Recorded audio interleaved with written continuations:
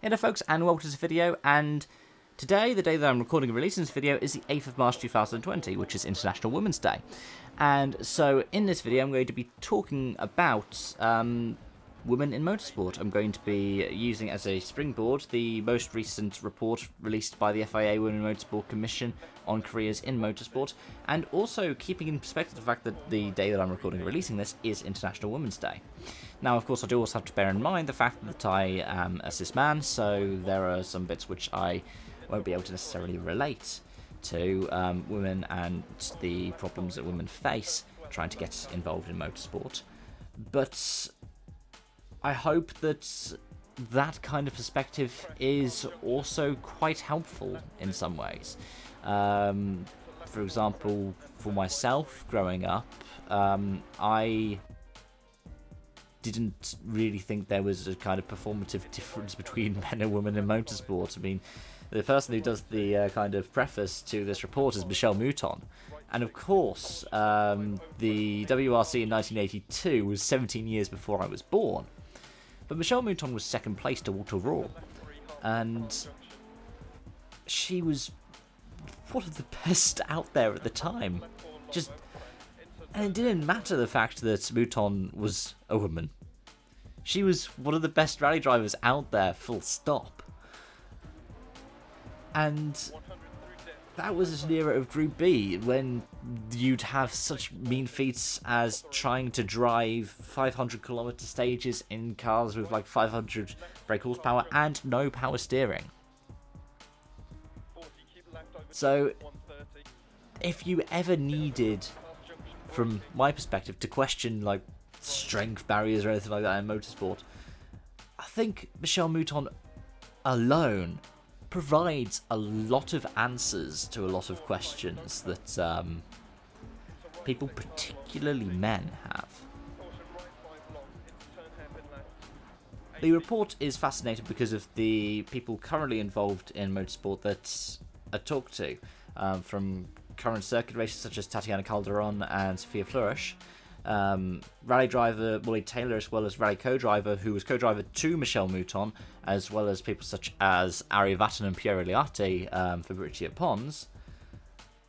But also talks to people who are involved as, say, team principals such as Susie Wolff, promoters such as Ellie Norman, and also people involved in the media. Nikki Shields and Molly Pettit are two people who stand out for me as reporters, presenters, commentators. I will also be putting in the description below a list of social media accounts you can follow if you're looking to diversify your following on social media. That can include journalists such as Hazel Southwell, as well as, for example, Louise Cook, the rally driver who has a YouTube channel, or somebody like Charlie Martin, who is coming up in the world of motorsport as well. But I'll also talk about the W Series, and I'll provide a link in the description below to videos that I've done talking about the W Series before, because annoyingly I can't watch as many of the races because I work Saturdays, which is when a lot of the races tend to be. But it has been amazing to follow. And it's been amazing to be able to sit down and have a look at the kind of talent you've got in such a competitive series, such a spec series, where even not only do the cars get rotated, but also the crews get rotated between the different competitors as well. So it is the levelest of playing fields that you can really have in the world of motorsport. And you see so many different stories coming in through it. So people such as Jamie Chadwick, people such as Biska Visser, but also people such as Emma Kymäläinen, who has restarted her motoring career after taking a break and seeming like she was done with motorsport and preparing for a life, a kind of family life outside of motorsport, then coming back and being massively competitive in a field such as the W Series. Yeah, you can check out all the links that I'm talking about in the description down below. And that includes W Series' video that they've released for International Women's Day. They make note of the last time a woman started an F1 race was Lella Lombardi in 1976. And to think that that's the case in something such as Formula 1 shows the kind of hurdles that women have to try and pass to be able to get to that level. And even someone like Calderon, who got to Formula 2 last season, there are so many, like, not even just like financial challenges and sponsorship challenges to get there, but it's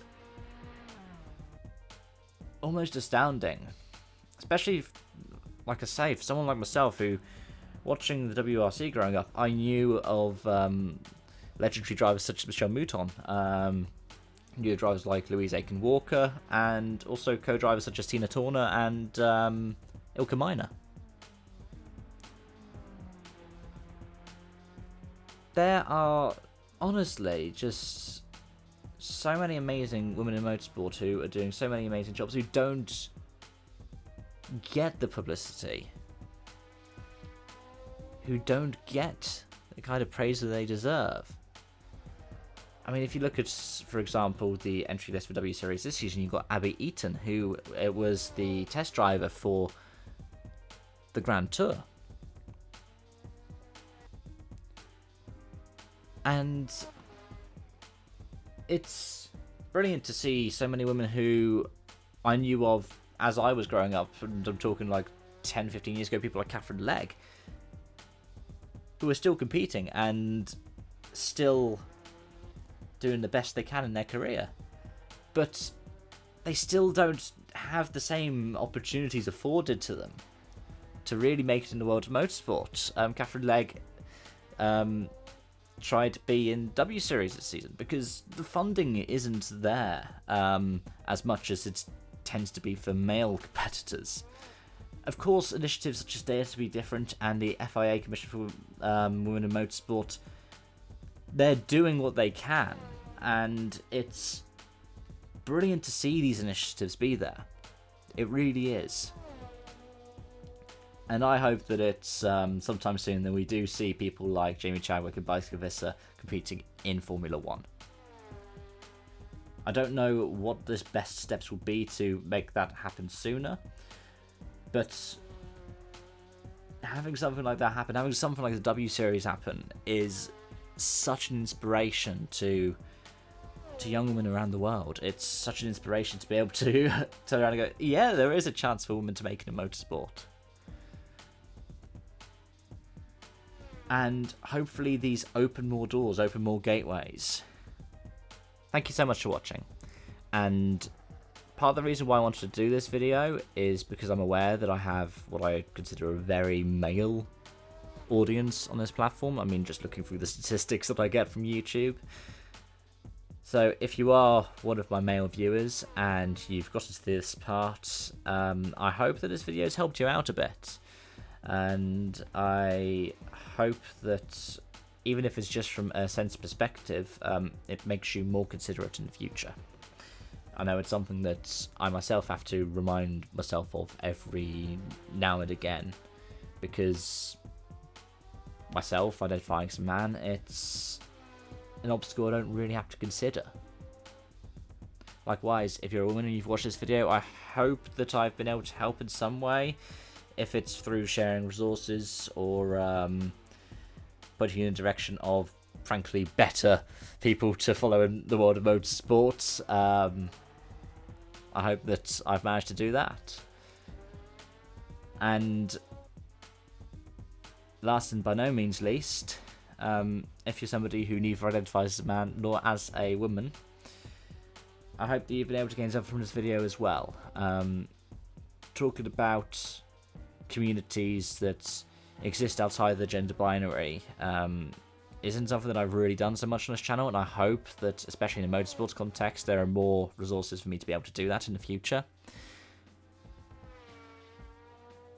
So, thank you so much for watching, and I hope to see you again soon. Bye-bye for now.